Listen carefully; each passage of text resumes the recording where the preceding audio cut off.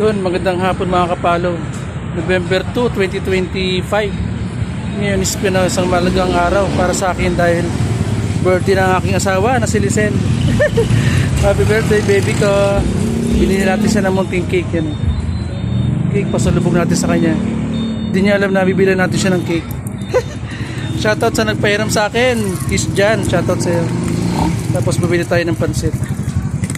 Sakto lang to pang 5 tao. Ito pansit, luto na siya.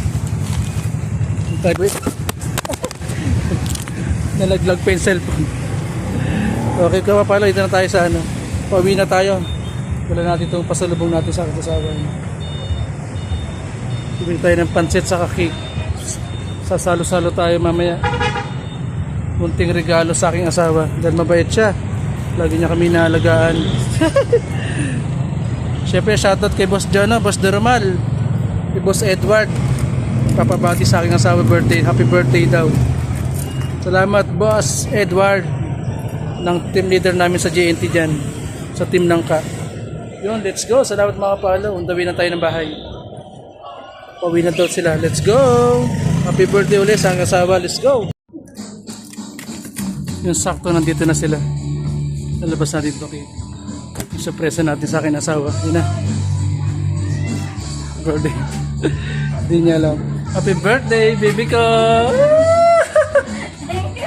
May pa-cake. Salamat. Bakit mo?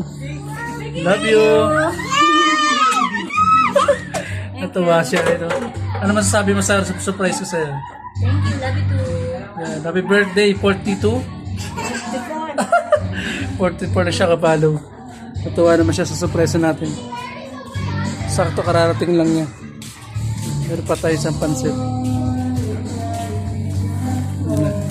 Pansit naman. Ito pa, baby ko.